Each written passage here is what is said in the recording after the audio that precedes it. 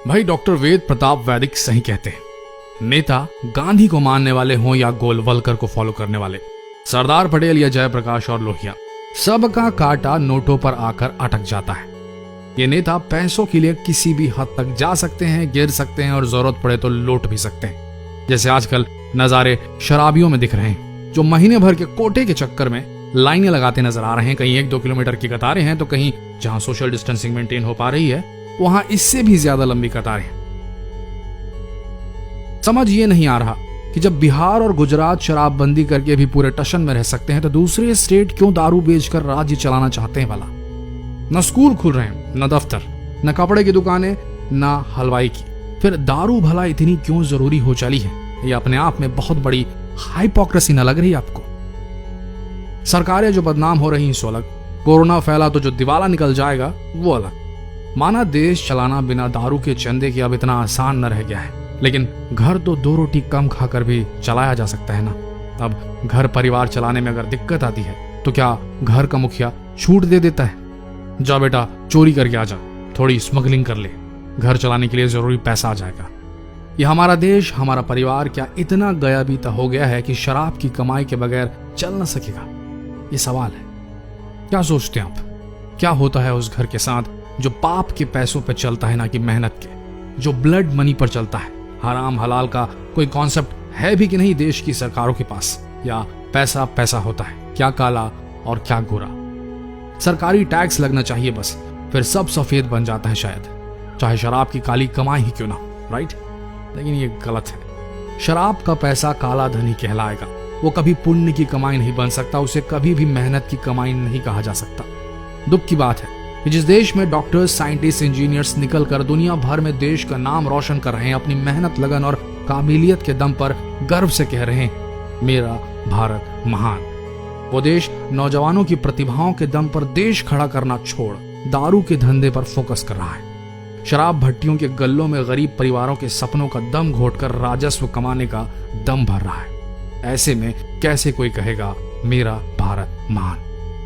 जिस कोरोना महामारी से लड़ने के लिए देश भर को बंद कर दिया गया, उससे लाख गुना ज्यादा मौतें शराब से हो चुकी होंगी आज तक, और होने भी वाली होंगी। हर साल 1 लाख रोड एक्सीडेंट शराब के नशे में गाड़ी चलाते चलाते हो जाते हैं। हर साल 1,40,000 लोग शराब पीकर अपना लिवर सड़ा बैठते हैं और दुर्गति को प्राप्त करते हैं, मर जाते हैं। हर साल 30,000 लोग शराब की लत की वजह से कैंसर का शिकार हो जाते हैं। लेकिन ये रिकॉर्ड्स, सिर्फ रिकॉर्ड्स में रहता है सब कुछ।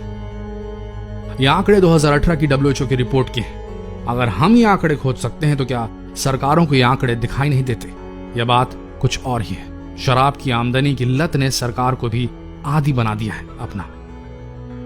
अगर शराब की दुकानें खोलनी इतनी जरूरी है तो फिर शराब की दुकानों के साथ वैश्यालयों को भी लीगलाइज करने के बारे में सोचना चाहिए सरकारों को। राजस्व तो छोड़ दीजिए, कम से कम शराब के नशे में बहकर जो हमले होते हैं देश की महिलाओं पर, उसमें कमी आ जाएगी। देश भर में बस, ट्रेन, हवाई जहाज सब बंद है। लोगों ने अपने घर की रोजी रोटी अपनी दुकानों, अपनी कंपनियों को बंद रखा है कि कहीं उनकी वजह से कोरोना ना फैल जाए। ईश्वर अल्लाह भगवान ने भी अपने पट बंद कर दिए हैं कि जाओ मत आओ मंदिर, मस्जिद, गुरुद्वारे और चर्च। मदद करो एक दूसरे की इस भयानक महामारी से लड़ने में। और राज्य और केंद्र सरकारें दारू के ठेके खोलने में लगी हुई है। तो तलब किसे ज्यादा है, शराबियों को या शराबी तो वैसे भी 40 दिन रुक ही गए थे। हमेशा के लिए बंद हो जाती तो सह भी लेते, शायद उद्धार हो जाता उनका भी और उनके परिवारों का भी। शराबियों की गाड़ी के नीचे कुचलकर आने वाले कुछ सालों में मरने वाले लोगों का भी उद्धार हो जाता, सबका भला हो जाता। लेकिन सरकार का लिकर रेवेन्यू एडिक्शन रीलैप्स कर गया लगता है। एक रिक्वेस्ट है, मोदी जी, आपने अपने छोटे से कार्यकाल में जितने कड़े फैसले लिए हैं शायद इस देश के इतिहास में कोई और नेता न ले पाया होगा। ये एक ऐसा मौका है जब देश को वाकई देश को असल लीडरशिप की जरूरत है, आउट ऑफ द बॉक्स सोचने की जरूरत है। ये डिसीजन अगर आपने ले लिया तो ये जनरेशन और आने वाली हर जनरेशन बच जाएगी शराब की घिनौनी लत से। This is the right time and the only time India can lock the liquor down. अगर ये संदेश आप तक पहुंच रहा है तो प्लीज, पूरा देश आपके एक और कड़े कदम की ओर देख रहा है। Please lock the liquor down.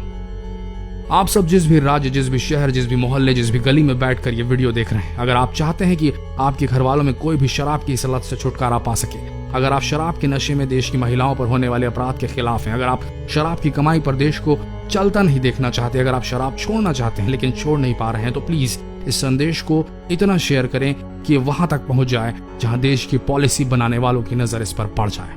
Trust me, it's worth it. कम से कम शराब पीकर जमीन पर लौटते लोगों के माइंड शेयर करने से तो बेहतर है। शेयर कीजिए #LockTheLiquorDown लिखकर शेयर कीजिए। धन्यवाद।